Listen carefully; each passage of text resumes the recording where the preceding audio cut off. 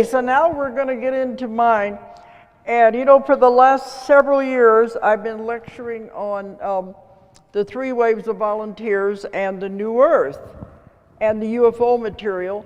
Well, tonight I thought I would talk about the Convoluted Universe material, because if you've read those books, there is so many unusual concepts and theories that I get so many questions about.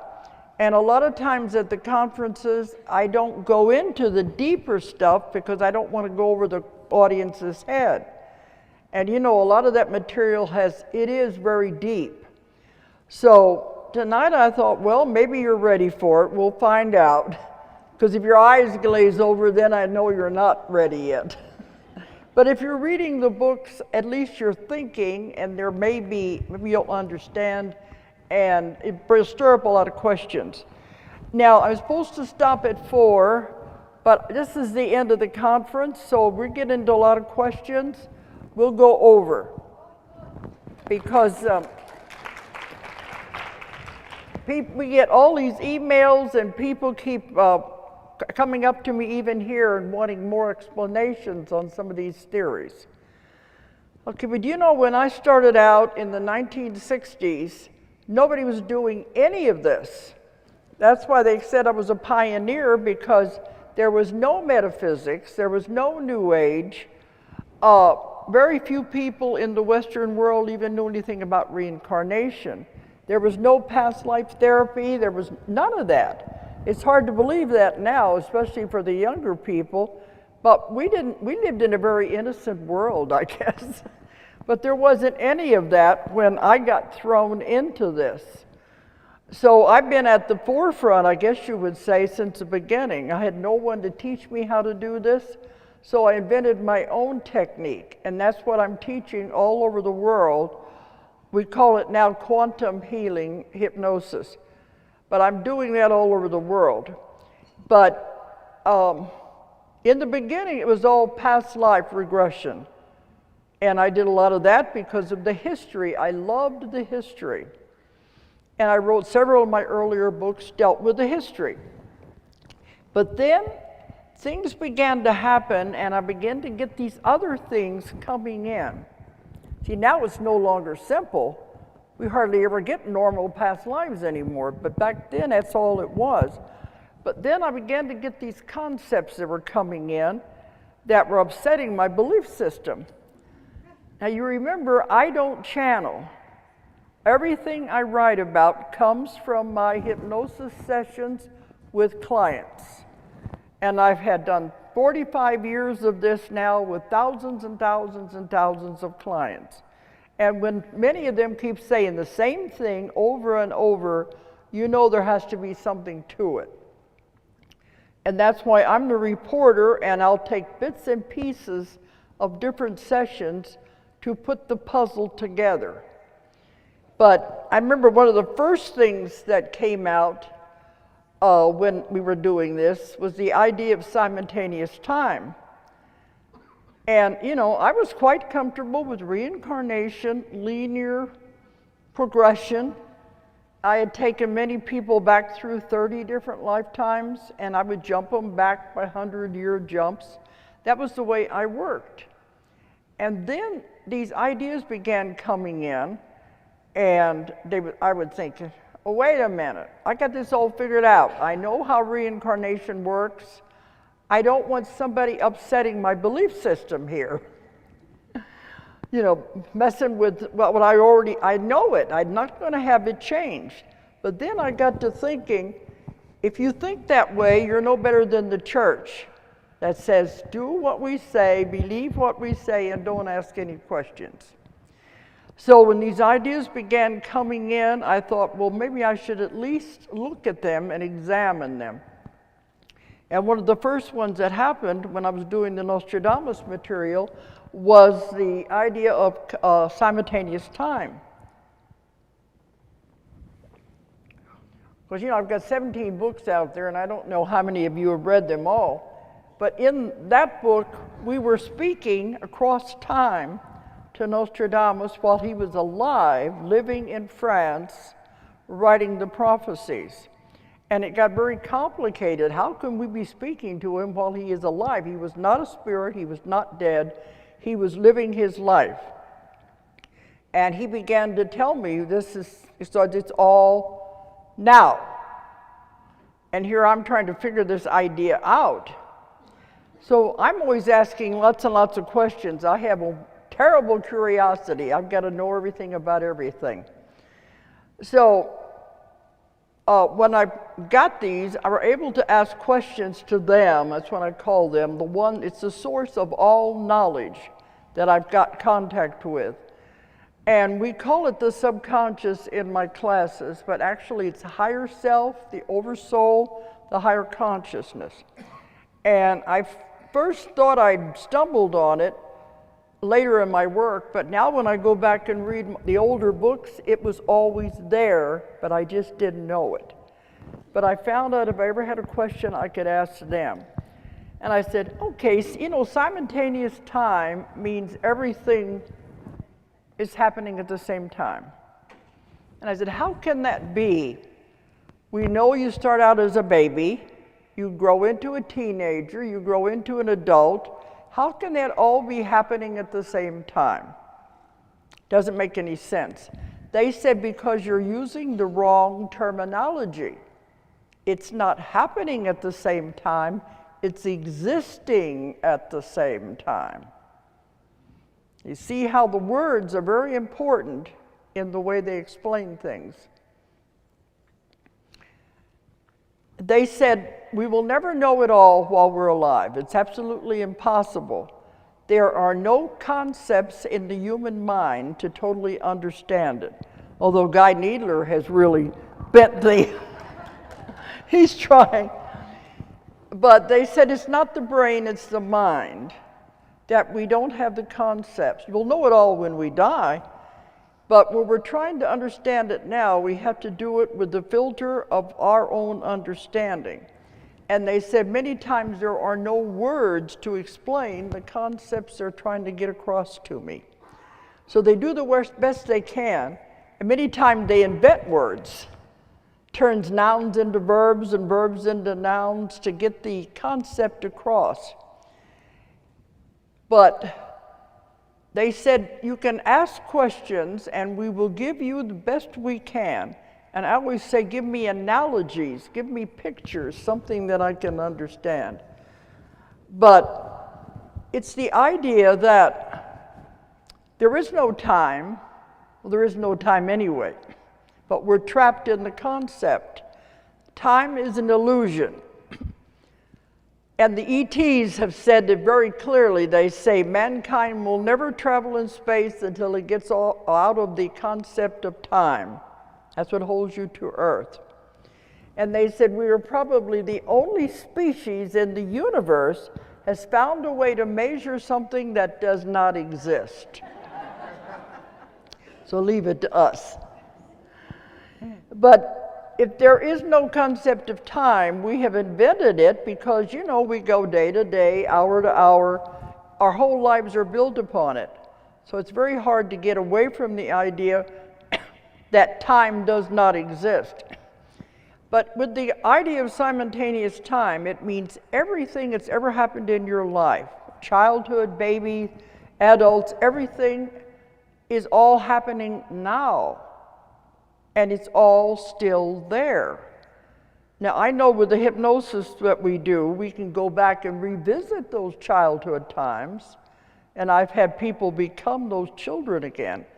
But that means it's all happening now, and all of your past lives and all of your future probabilities are all now, which is very hard for us to understand. But somebody gave me a very good example. They said, when you make a phone call and you're in America and you're calling London, 6-hour time difference. Well, when you make the phone call, are you waiting 6 hours for the person to answer you each time you ask a question? No, because when you're talking to them, they're receiving it and answering you at the same time. even though there's 6 hours and a half a world away between us. That's a good idea of simultaneous time. It's all now. Everything is happening now. We realize it when we travel so much, that it's the hours difference, and sometimes it's a whole day difference. We come in on yesterday, and then we're coming in on tomorrow in different countries. We soon realize time doesn't exist. It's a mess anyway. But this is one of the things we have to get used to. There is no such thing as time. Everything is happening now. Now, when I began to get all of this, the information I'm getting now, if I had gotten it 30 years ago, I could not possibly have understood it. I would have just thrown it against the wall and saying, no, I can't understand it, and I would have stopped my work. But in their wisdom, they don't give it to you all at once. You can't handle it. They give you spoonfuls. Give you a spoonful of information, digest this. Then give you another spoonful of information, digest that. You don't give a baby a 3-course meal. You give a baby milk, cereal, chopped vegetables. You don't give a baby a steak. So that's what they mean. You have to be given it to you at your rate of progression. Otherwise, you won't understand it. It'll go over your head. So spoonful by spoonful, they were feeding me little pieces of information, different concepts that I would eventually begin to understand. That's when I began writing the Convoluted Universe books. And each one has gotten more and more complicated. If you read those, I always say start at the first one because it's simpler as it goes along. And when I got to the end of Convoluted 3, I said, well, I think you've told me everything there is to know. There's nothing else left that you can tell me. And they said, oh, no. There's more, there's a lot more. And that's when we began to get more material that went into Convoluted 4. I'm now working on 3 more books. I have more than enough for Convoluted 5. But each time they give me another concept that I've never heard, and I have to adapt to that. I'm going to try to cover some of these, and maybe, I know we're going to have to go to questions after we finish because there's going to be too many things hanging out there. I always say that the Convoluted Universe books are for those people who want their minds spent like pretzels. Okay, I was trying to think which one to go with first. I had them listed in the program, but if I don't cover them all, we'll just have to go back and you may ask questions about those. I do know I want to get to the backdrop people because that's what everybody's been asking about. But okay, one thing has to do with parallel universes, parallel dimensions, parallel lifetimes. And when I first got this concept, it was a real mind bender. Now, you know, to keep it simple at first, everything is energy, everything. So when you make a decision, you come to a crossroads in your life, you've got to make a decision. Do I get married? Do I get divorced? Do I take this job? Do I go to this school? You're trying to make a decision which road you want to go down. We have these crossroads. And you know, either way you choose, your life is going to be different, won't it? If you marry this person, or you don't, or if you get a divorce, or if I choose this job, should I move? Your life will be different no matter which direction you go. So you're trying to make a decision. And you have a lot of energy going into making that decision. Then you finally decide, okay, this is the way I'm going to go. All right, what happens to the other alternate decision that you could have taken? What happens to that?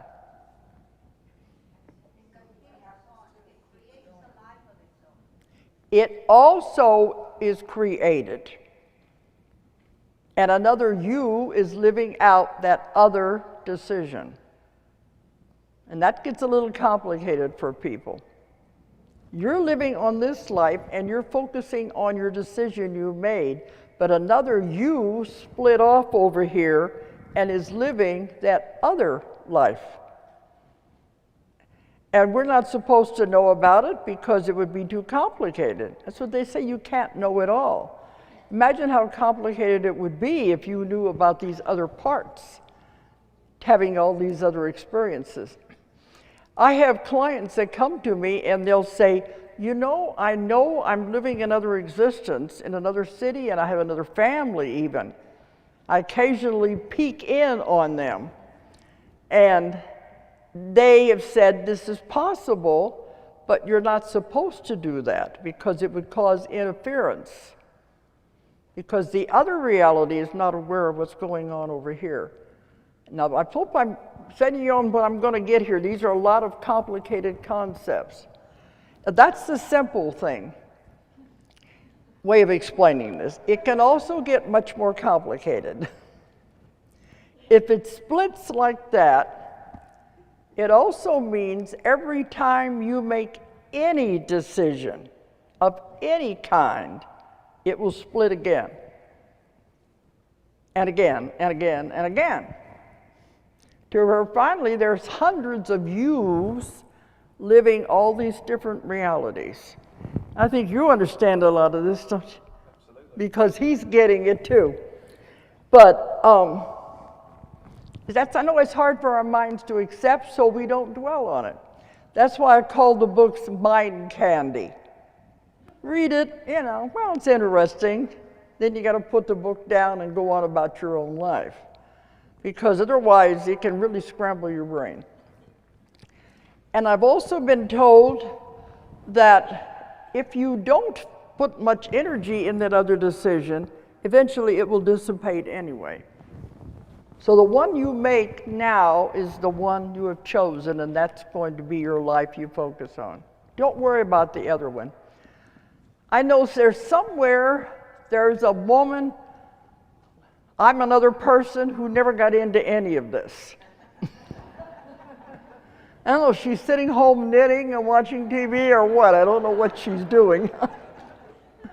But my other me didn't get into any of this. I wish her luck wherever she is. But this is an interesting idea, and these are real concepts. And there's something for you to think about anyway. But this means there are all of these other parts of you. So it doesn't matter, you make the best decision that you think for your life. This is where we get into universes, parallel lifetimes, and they keep talking about dimensions. There are thousands of dimensions. The scientists keep talking about fifth dimension, sixth dimension. There are thousands. Many of these dimensions, there will only be a slight difference. And you're constantly going in and out of these other dimensions all the time.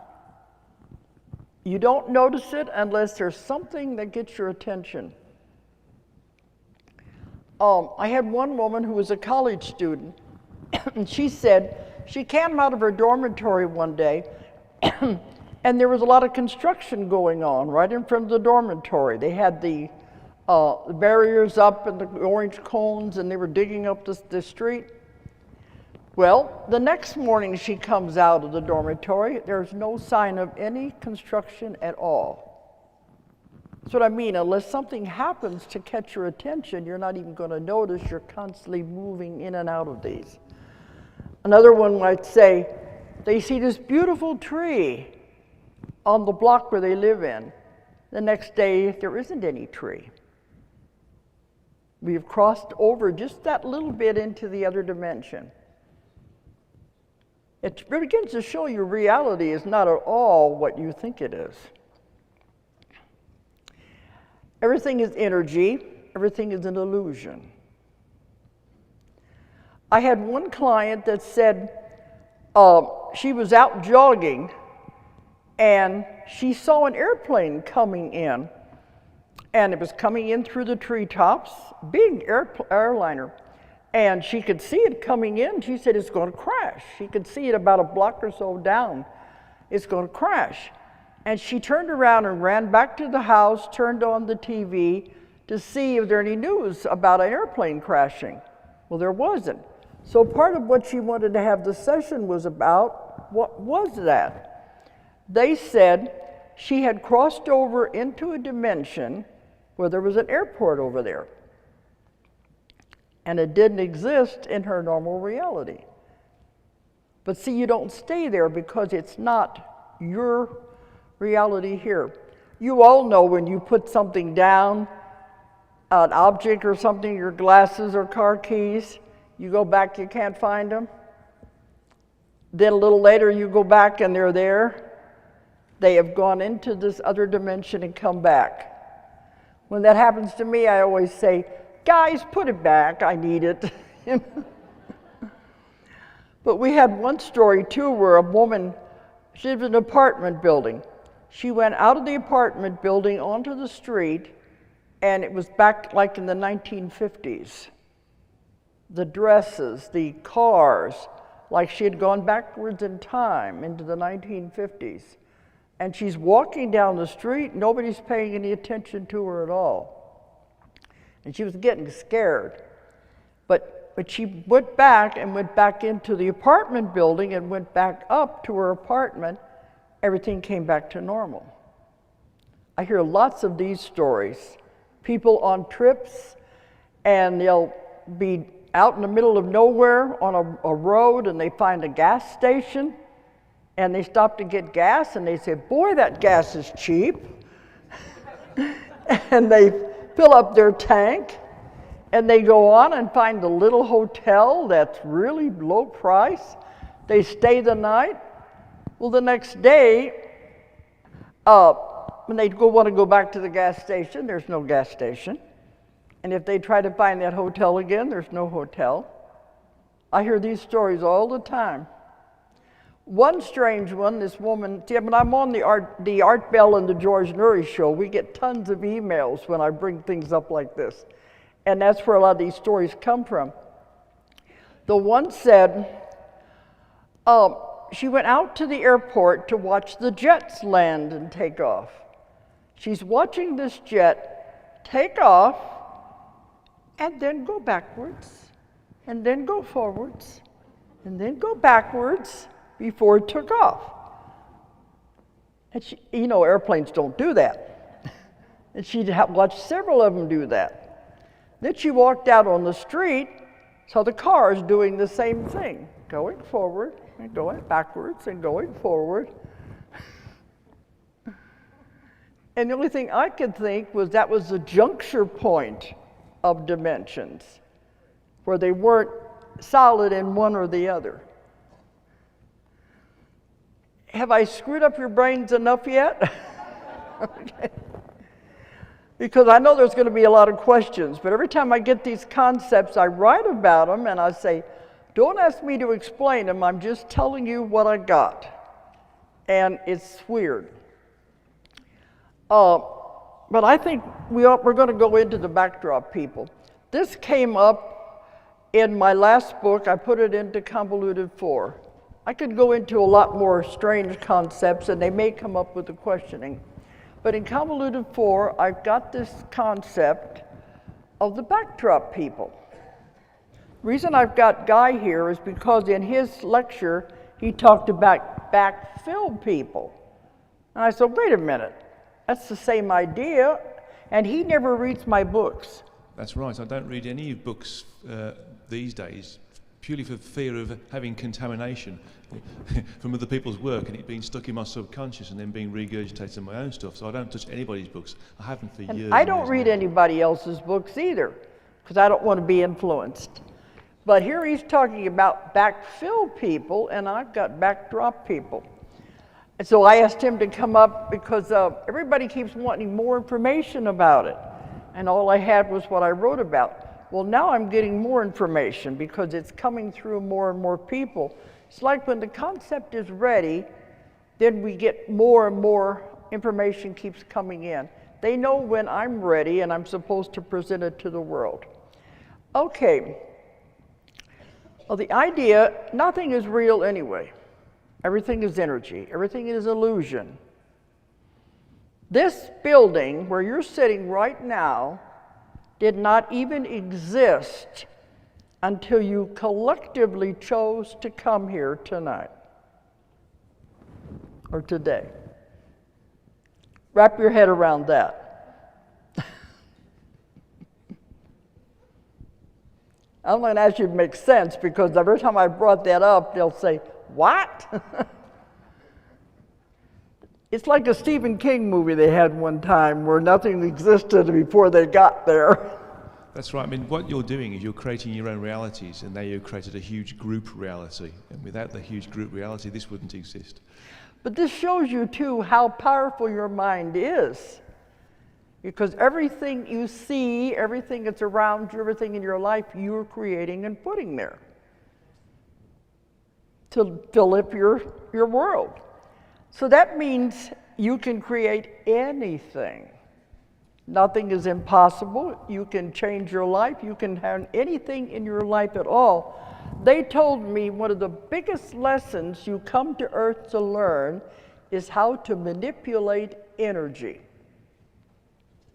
You can't get out of the Earth school and graduate till you learn how to manipulate energy. What does that mean?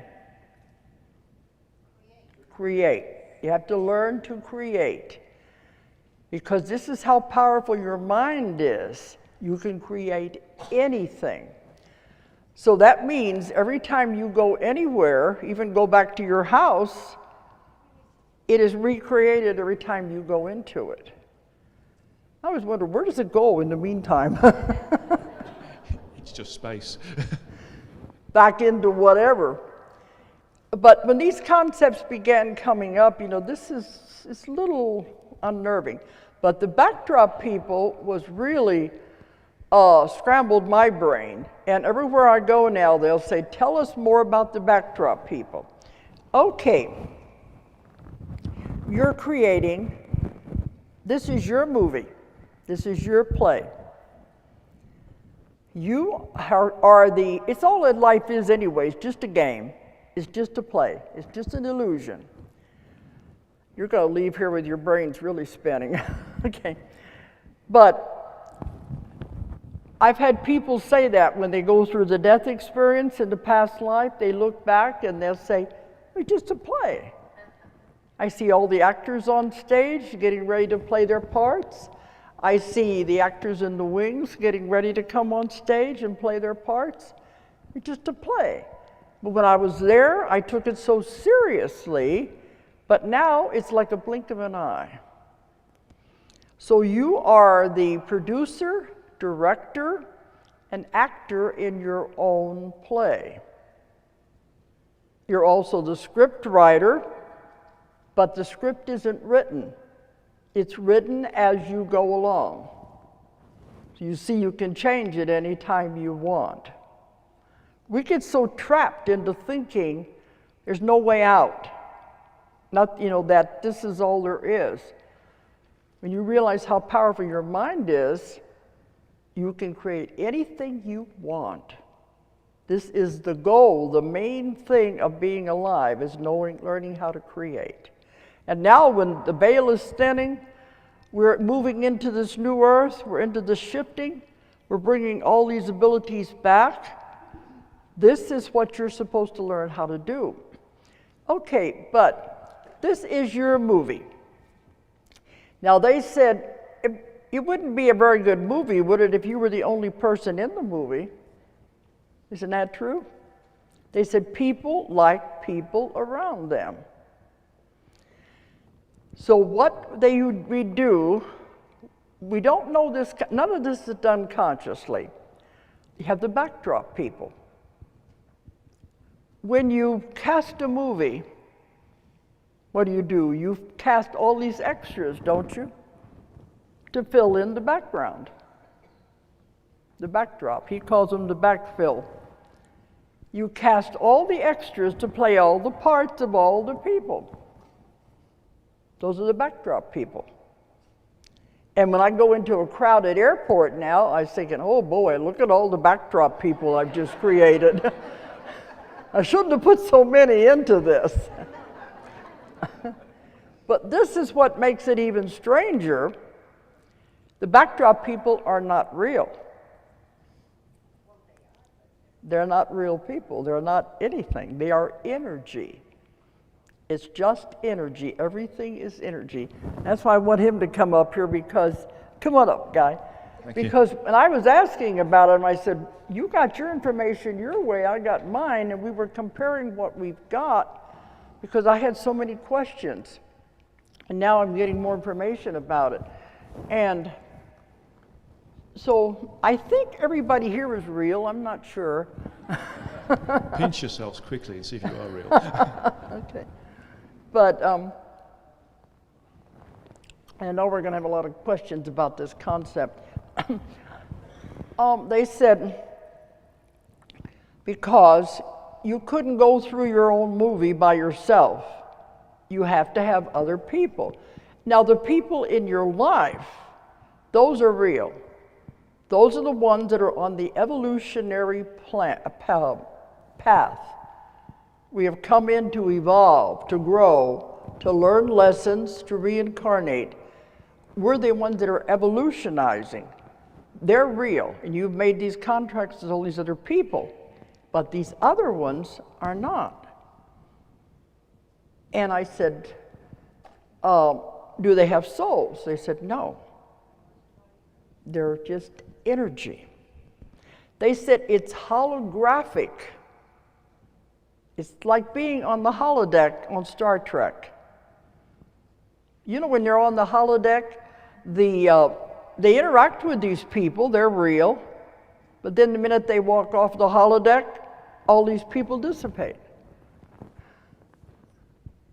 And you're getting the same idea, aren't you? Yeah, I'm getting slightly, just a very slight difference though, because mine's related to the real people. Because as we evolve, we move out of this particular frequency, and therefore there needs to be a critical mass of individuals to allow those who are still needing to move up to operate. And so these backfill people come into play then. So there's two parts to the well, the they same said, thing. I said, can they advance? And they said, yes, they can evolve. There's a possibility of that. But they're still not on the evolutionary path that we are on.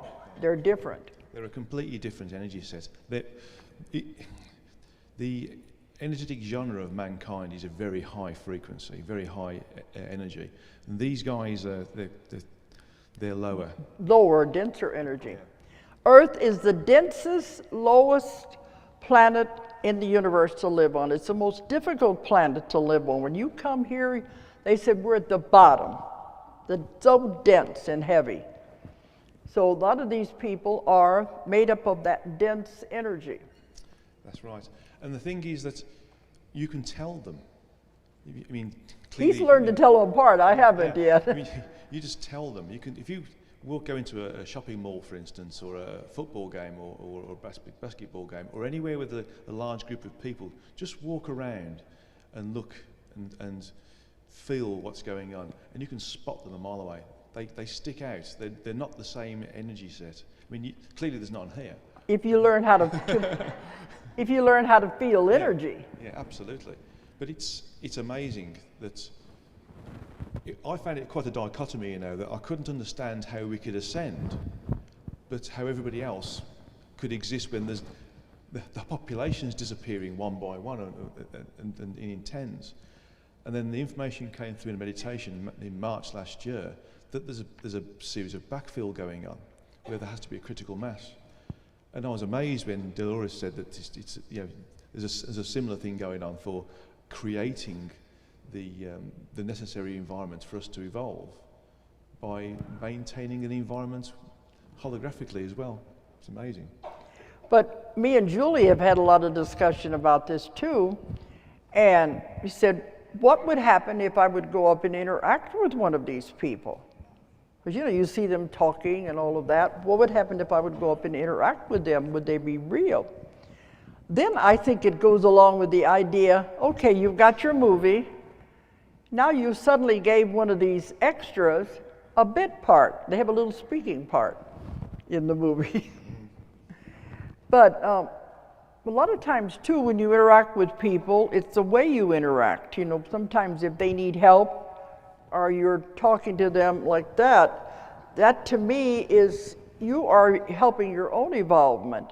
Maybe you're helping them also. Yeah, I mean these backfill, the information I've been getting, the backfill people, they also evolve.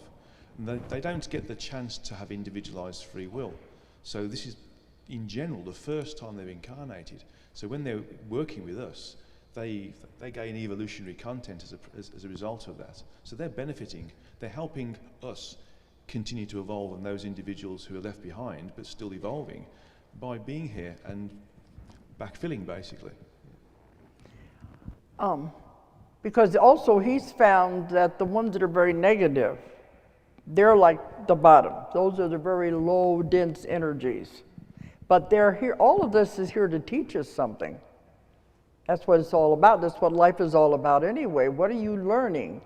Everything that happens to you, you created to learn from it. So you hear about these things on TV, the murders and the violence going on. How does it affect you?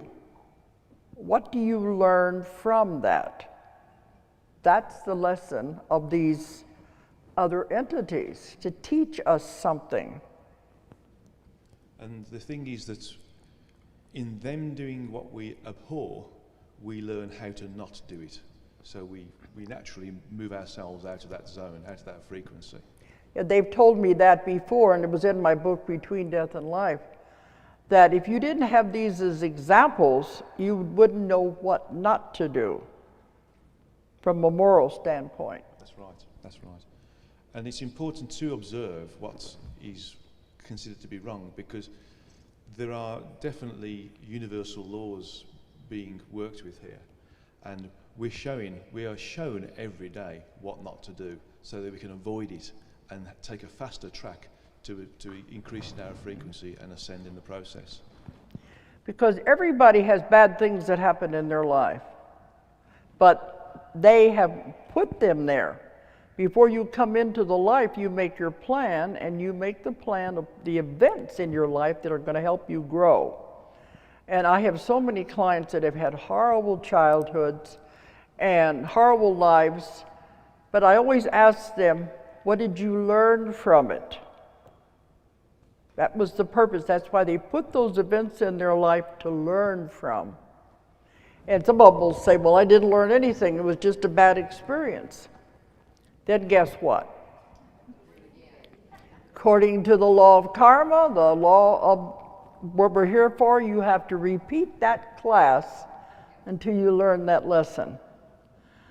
So I tell them, if you learned even one thing from the circumstance, that was the reason for you creating it. Look how powerful your minds are. I found out that's something called cyclic karma, where if you don't learn the first time, it gets harder the second time, and then it gets harder the third time. And you're brought back with the same people, same circumstance. You don't get out of anything. Same people, some same circumstances. You just have to repeat it over, and it's always harder the next time. Just like a class in school. So some people will tell me, well, I don't want to have anything to do with that person anymore. I don't want them in my life anymore. I certainly don't want to have to do it again. And I said, you better work it out now. That's the law of karma. You see, we've been taking baby steps so far in my books and in the conferences, and now it gets us getting to where we're beginning to be ready for the hard stuff. We're progressing into college, maybe. Absolutely. And I just want to very quickly pick up on something that Dolores said about creation and what we're creating here.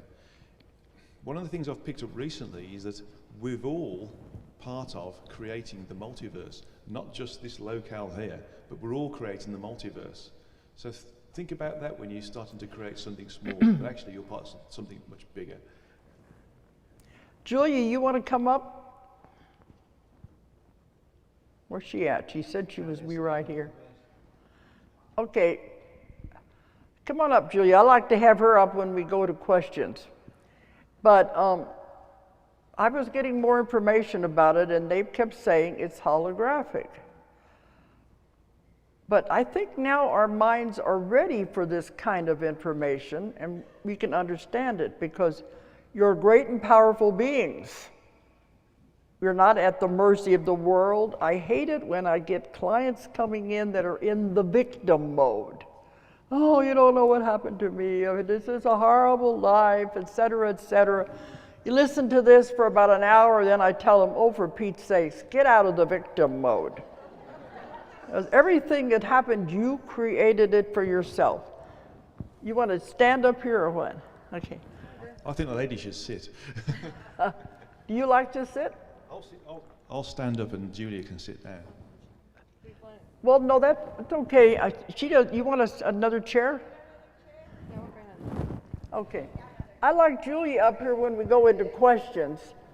She can put it on the other side of you too. Because with all of my work, all of these years, come on. All of my years of doing this work, I would come home and I'd say, guess what I found out today? And I bounce everything off of her. Because we have long discussions on some of these things. And then when I think I've got to figure it out, goes in a book, then they give me another one. That's what I said. I could not have understood what I'm getting now when I started out. I would just say, I have nothing to do with this, and I wouldn't have written any books. Okay, we want to go. You have any questions about this concept of the backdrop people, and then we'll go into questions on any of my work. Farron, how do you want a traveling mic? Okay. Otherwise, I'll repeat the questions, and we're going to travel this mic. So. Okay, you want to bring it up?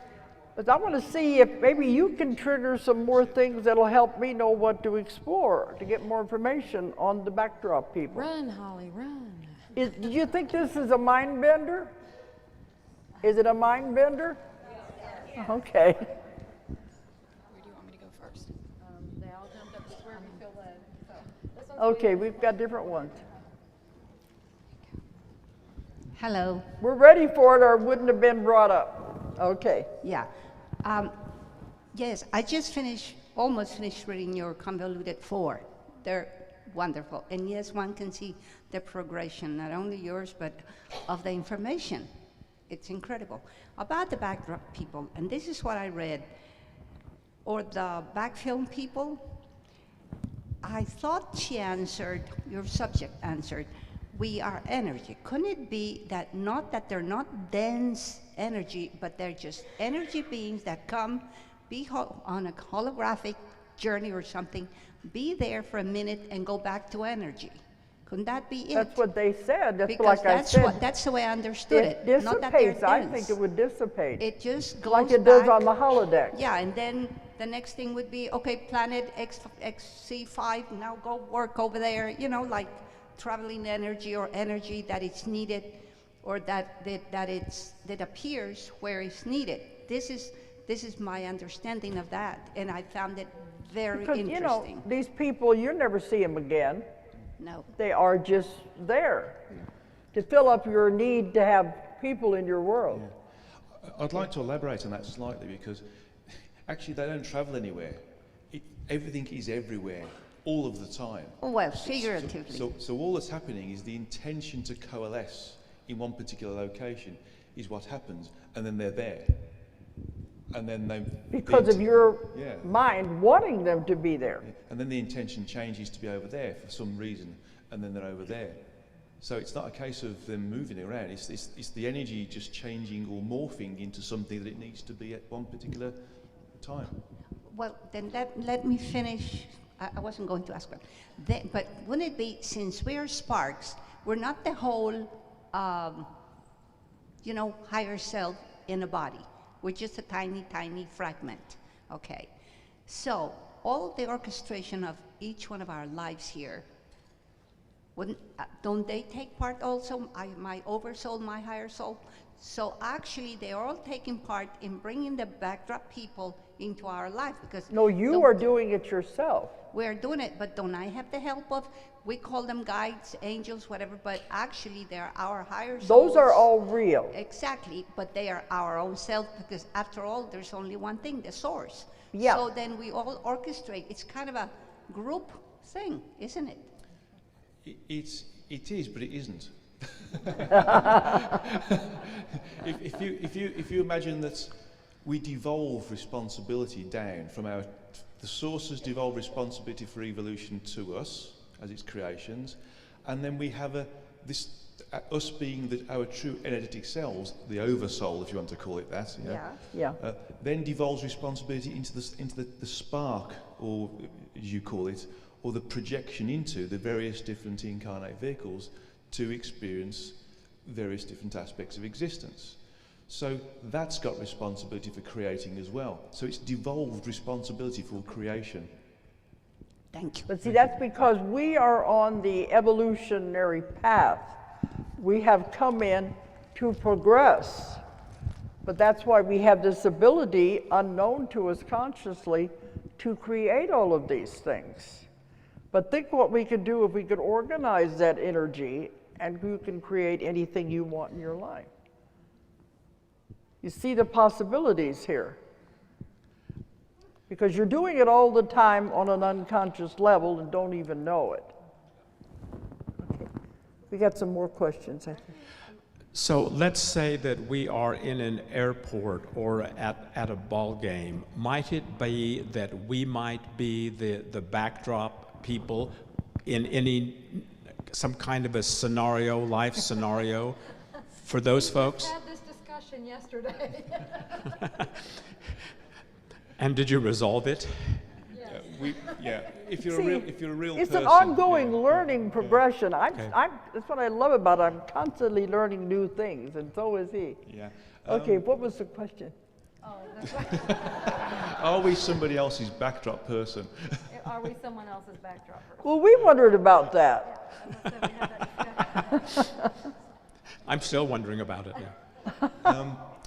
I think, in essence, because we're all interacting with each other within our own reality, our own bubble of event space, then we do become the backdrop person for somebody else. For instance, there's people here who are doing nothing, and they appear to be doing nothing, but they're actually doing something in their own right.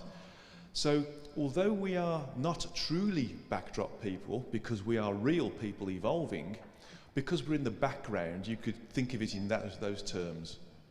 We're background people, not background. With the other extras, the real extras, the ones with real parts, with lines to read. I keep wondering if they gave me this concept, what's next? Okay. Because we keep getting more and more complicated. But see, under that concept, these people in the next room aren't even there. Thank you all for being in my play. That means until we open the door and go into that room, none of them are existing either. But believe me, your family are there, your people in your life are there. This is mind candy. You know what I mean by mind candy? Think about it, but then, I gotta go on with my life. Don't let it confuse you too much. Where's the microphone? Right here. Okay. All the way in the very back. Who's talking? My name's Patrick. Back here, okay. Yes, right back here. My question is, if there's all these background people that just kind of fade away when we turn our backs, how many real people are actually walking around on the planet out of 7 billion people? Makes you wonder, don't it? It's your world, it's your planet. How many have you put in there? Let's give you an example of something that was stated by Buzz Aldrin back a number of years ago when he was on the moon. Back in 1969, was it Apollo 11 went to the moon? Yeah, 69. That's when I started back in the 44th 60s. anniversary, as George Newry said. He said there was 3.5 billion people on the earth in 1969. Do you know how many people there are now? 7 billion. There's a lot of individuals there. So a lot of those may end up being backdrop people. But you know, they're also leaving in mass numbers too. Yeah, there's a lot of attrition. But like with the tsunami and all of those, they had 90,000 people go at once.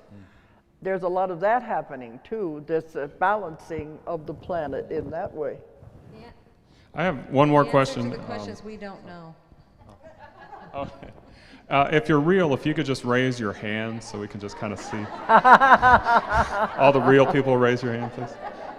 All right, good. Good to know. Thanks. You know, an idea just occurred to me. This puts an interesting concept on ghosts too, doesn't it?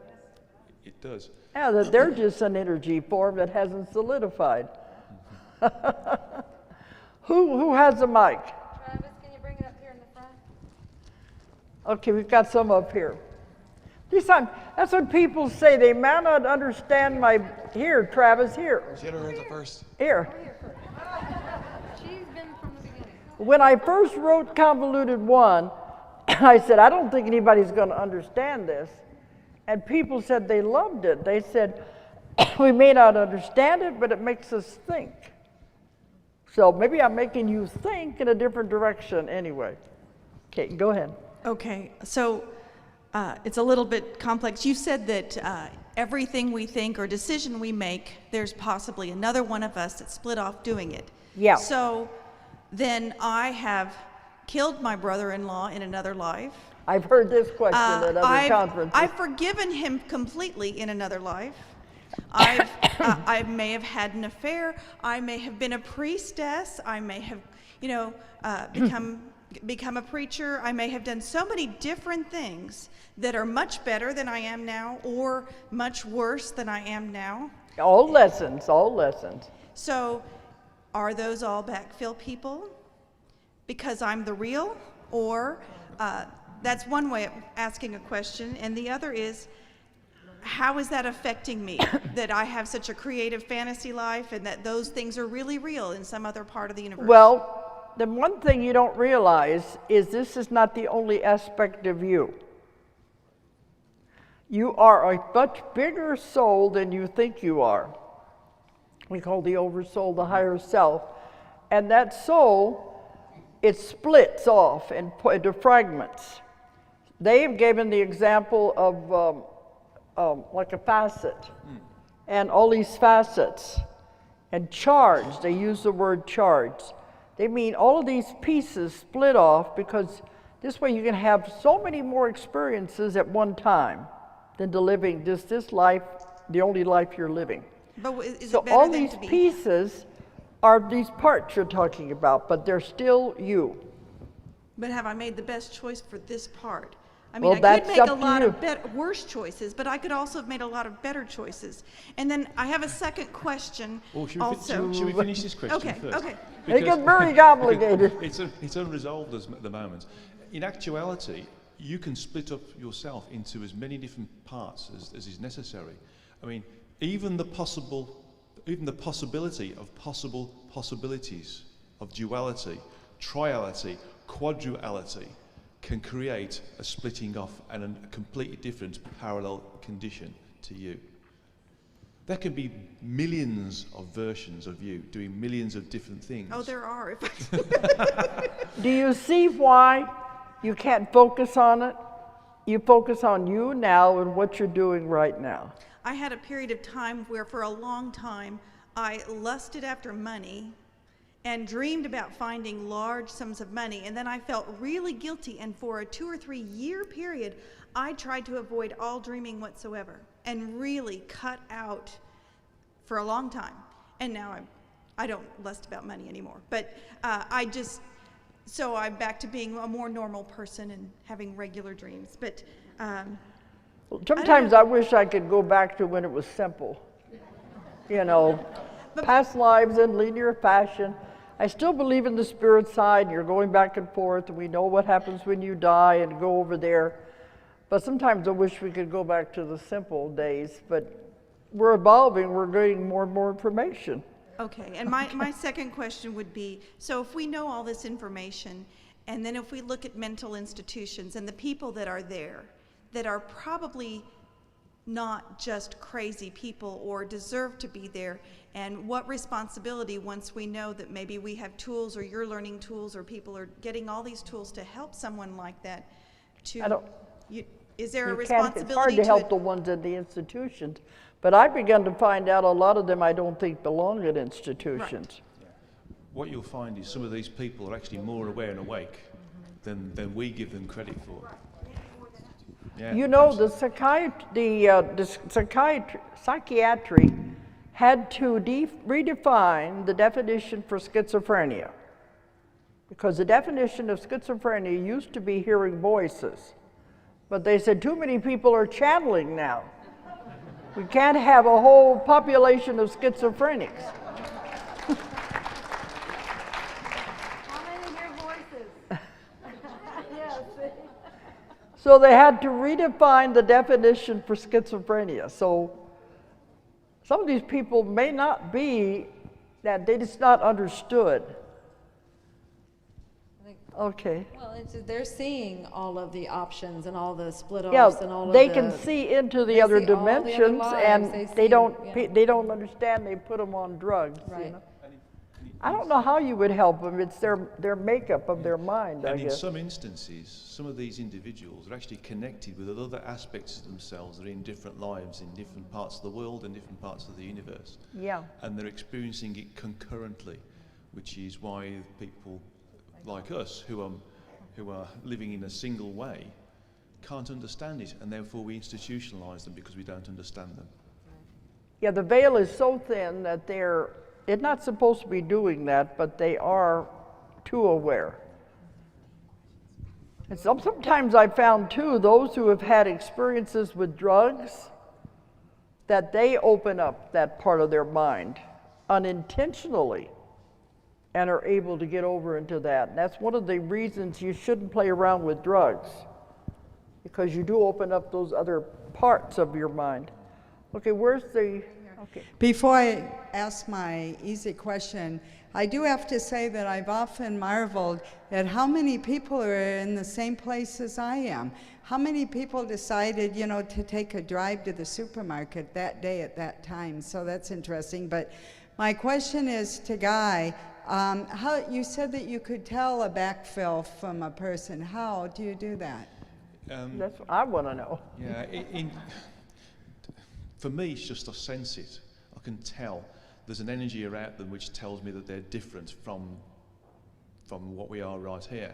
But also, because they have, in general, are only on their first incarnation, they get totally absorbed in the material world.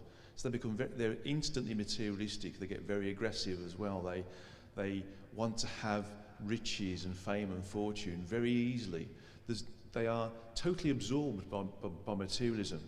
That's one of the ways of seeing them. And also, this isn't derogatory, they tend to be low in intelligence as well. So it's their first incarnation. It's where we all were at one point. There's nothing wrong with that, but they're definitely a different energy signature as well. I can just spot them a mile away. I also would like to ask Dolores about the splittering personalities. Why is my consciousness in this personality then? Don't the others have my consciousness? The other parts of me? They do, but you're not aware of them. It's not where the focus is. No, it's the intention, yeah. Yeah. But this is my real one then. Oh yeah, that's the only one you're aware of and the only one you're supposed to be aware of. Except your other real one also thinks it's the only one.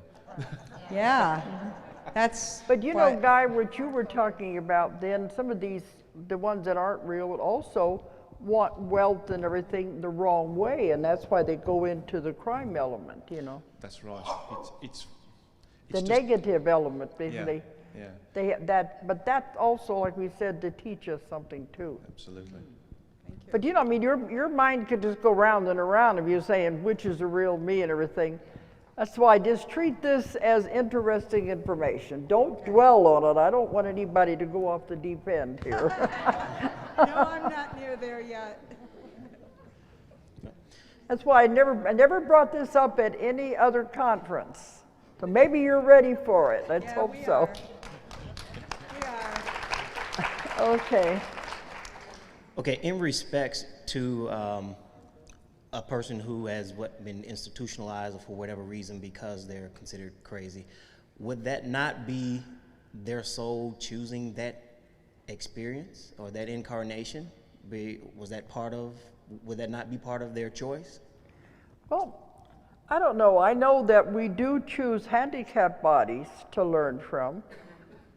But I think in that kind of a case, it's just they've confused. They've got their whole life is confused and messed up. I don't think they ever choose to want to go into an institution.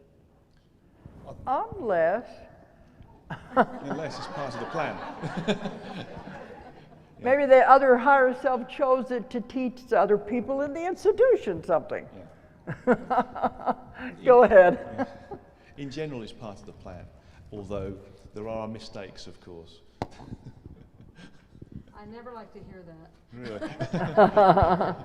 I have this vision of this very orderly system, and when they say, oh, oops, I'm like, that's not a word in this orderly system. Because when I bring a case home from her, and they said, oh, that shouldn't have happened, how'd that happen? And she said, No. I'm supposed to make mistakes. A few moments ago, you said something about some of these other yous dissipate. Did someone say that, or did I imagine that? Yeah. Some of the other yous dissipate? As you take a Yes, choice. we said, if you're not focusing, that's what you taught with all these other pieces, if the energy is not focused on them, then they just and dissipate. it's not maintained, it will dissipate back into no other energy. Right. So they don't continue living on a life then. Okay. Then That's it goes reassuring. back to backdrop. Yeah, if you imagine that we're on a main line, our path is a main line, and then we have this opportunity for a duality condition. I mean, and part of us moves off. If that duality condition becomes inefficient or not necessary anymore because the lesson of that has been learned, then that part of us comes back into the mainstream again and reintegrates. That's comforting. I have one more question. So many people cannot understand why they would choose to suffer terrible child abuse. And I'm a therapist, and I deal with these people all the time. And what you just said, and what I read in your books, is that you learned something. You chose this to learn something. And so in order to get it out of your mind, out of your soul in this incarnation, you need to let it go or forgive it. Yeah, forgiving is the big thing, but let them examine it first. What did you get out of it? What did you learn? And then, of course, there are always people they have to forgive in the situation. But first find out, what did you learn from the situation? Now they understand that, now you can release it. Now you can release it. Because you don't need it. Now you understand why you did it, release it, forgive the people, and let it go. And move on. Yeah. If you can find a way to release it. That's always a little bit Oh, of a I have an challenge. exercise I give. Great. I give my students and the people to tell that I work with my clients all the time as a way of getting it released. Are you going to teach it in level 2? Yeah. Good. It's in I'm level there 2. this week. Yeah.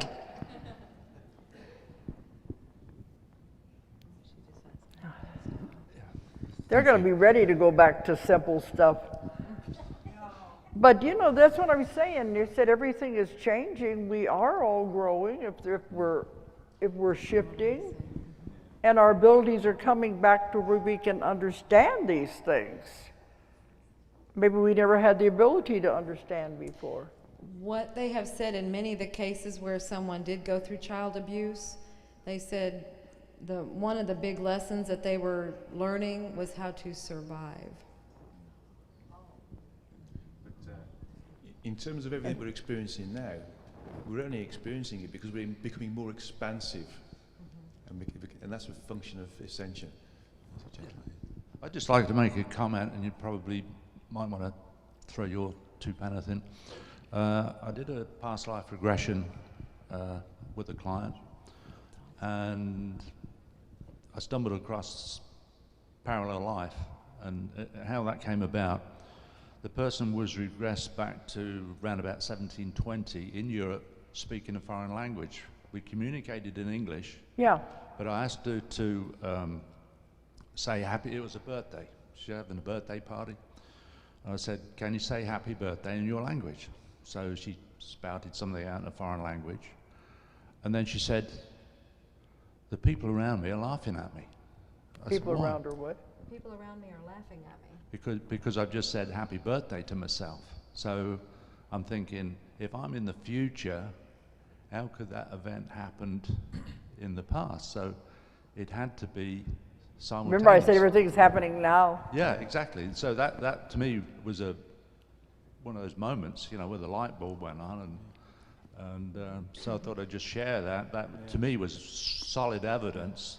That's because there's two event spaces. We don't exist in time. We exist in events, and the event space exists in the same space concurrently. So just as Dolores has explained about the different time zones, the two telephones, where some persons in New York and some other persons in Europe, for instance, and there's about 7 hours difference, the communication is now. I think that's a very good explanation for it. I just heard that a few months ago. The lady just there, that's it. Okay. But you know, when we're working with our clients, we have to keep it simple. But I know on another level, we know what we have learned, but we can't confuse the client because they're living their ordinary lives. And they wouldn't understand this. This is like advanced, no longer Metaphysics 101, this is advanced. But you know, I work with the Swamis and the different ashrams, a Sivananda group, and they have ashrams all over the world. And when I do my lectures, I haven't got into this stuff yet. But even when I've talked about, their students would go up to the Swami and they said, is what she's saying true? And they said, yes, before it was reserved for the initiates, the ones who spend their life learning these things. But now, the ordinary person was never allowed to know these things. But they said, this is not new information, this is old information, but it was just reserved for the secret mystery schools and those that spent their lives in training. Now we're bringing all this powerful knowledge to the ordinary person, and that has never happened before. They call it the holy science. The what kind? Holy science. Because look, in the past, we would all be killed for even talking about any of these things. For gathering in this manner. Oh, yes. I just wanted to make a comment also. I worked in a state mental hospital for almost 20 years with schizophrenics, bipolars, and so forth. And I always felt that they were the ones that could see everything and be in all the times and all the places all at the same time. And that's why they were so confused. And we, with antipsychotic medication, helped dull that down so they could function because they were so confused. They didn't know how to function. It's very confusing for them. You can see how it would be. And one of my favorite patients, he'll probably be there forever. Very chronic with you know, not functioning well. But he and I would have the best conversations. He would talk to me like, you know, I was a social worker, so I was counseling him all the time and talking, and we would go on trips. You know, he said I was with him on spaceships and we'd travel to the sun and we did this and that, and he was, you know, and I would just, of course, I would listen to everything he said because it was so interesting to me. And he'd say, you know, I just live in so many worlds all at once. And I said, yes, I know. But I just wanted to make...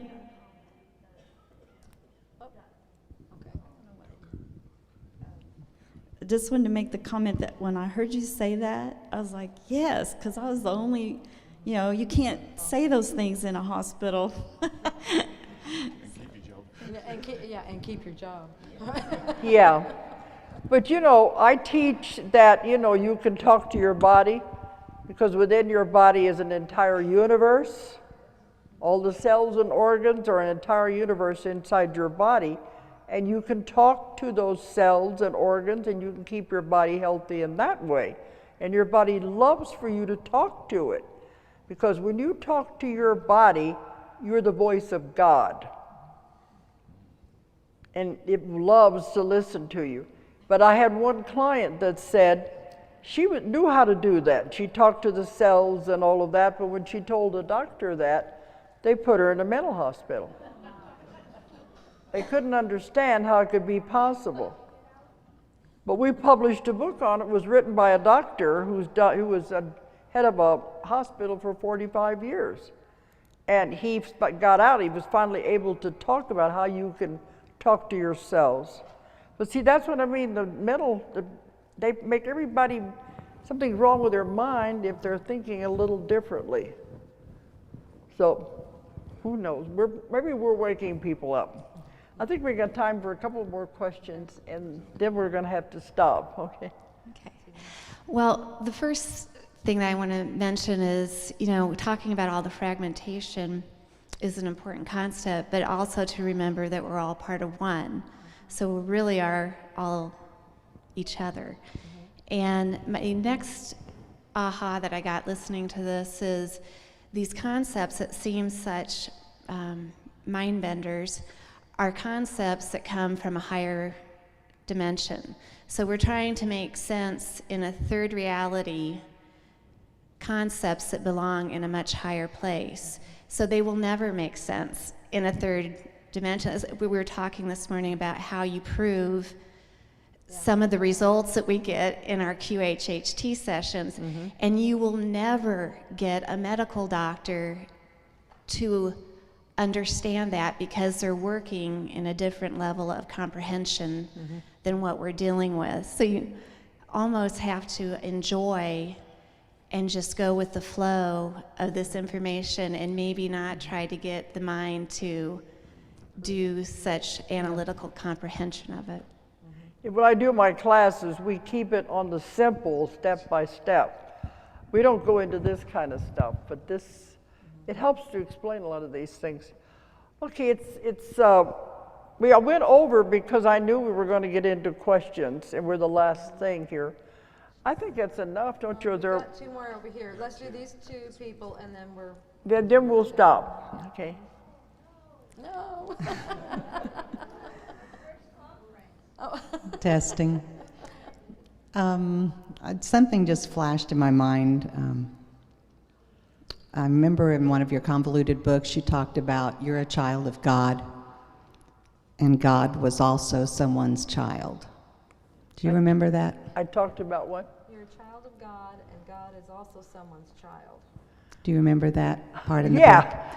This goes into guys. And that's what was connecting. Because people have asked me many times, where did God come from? He answers those things in his books. But see, that's the God of our universe. But it's like saying God also has parents. So there's other ones over them, which also brings up another concept. Our God is one we know for our universe, but there are other gods over them and over them and over them. So is there just one big source over everything? Yeah, that's cool. It's called the origin in my books, but the Hindus call it the absolute, the all there is. It's the same thing. But in his book, The History of God, it goes into this. And especially when it goes beyond the source, he talks about all the ones that are over each other. They're all evolving and going higher. So see, you've got a long journey to go, even after we graduate from Earth School. You have a lot more places you can go, a lot more things you can learn. Somebody asked me one time at one of my classes, what happens when you learn all the lessons there is to learn on Earth? And you graduate from Earth School, then what? You're bored? You don't have anything else to learn? And they said, what about all the other universes? They've had different laws and regulations. You're never going to get done with it. It's a constant learning process, which can either make you depressed or happy. I don't know. one more, yeah. Hi, I'm a social work therapist, and I'd like to say there are improvements being made. I am a therapist at a drug abuse residential house, and I started there. I told them that I used different techniques and that they would see results very quickly. Well, they needed somebody quickly, so they hired me. And I've had such success with taking them into their inner minds and having them to see their alpha, their inner minds as their spiritual mind. And I use a terminology that they use, and they're using it as with the 12th step. They go into that inner mind, they open up, because drugs have already opened them up so many times they didn't know what it was. And they're able to forgive themselves. We do self-directives, talk to the bodies, talk to their souls. When they come out, they all come out crying, saying that their lives have been changed. They don't feel guilty anymore. They don't need drugs to cover up anymore. And the psychiatrist there, he says he doesn't know what I'm doing, but I keep having success, so just keep on doing it. Okay, I think...